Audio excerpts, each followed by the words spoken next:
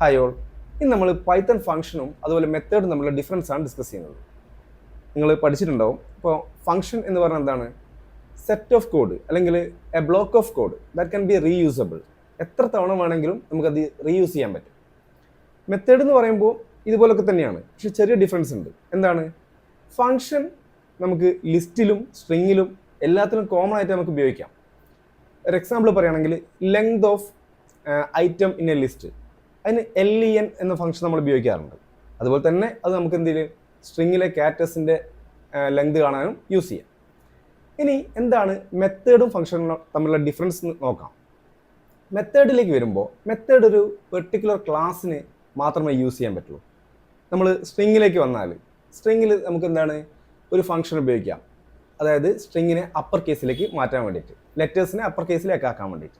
For example സ്ട്രിങ്ങിൻ്റെ name S ആണെന്നിരിക്കട്ടെ.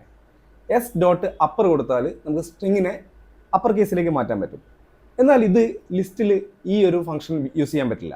അതായത് ആ പെർട്ടിക്കുലർ ക്ലാസ്സിന് വേണ്ടി മാത്രമാണ് നമുക്ക് ഈ ഫംഗ്ഷൻ ഉപയോഗിക്കാൻ പറ്റുള്ളൂ. അതുകൊണ്ട് തന്നെ നമ്മൾ അതിനെ മെത്തേഡ് എന്നാണ് പറയുന്നത്. ഓക്കെ, ഞാൻ പറഞ്ഞ ഐഡിയ എല്ലാവർക്കും ക്ലിയർ ആയിട്ടുണ്ടാവുമെന്ന് വിശ്വസിക്കുന്നു.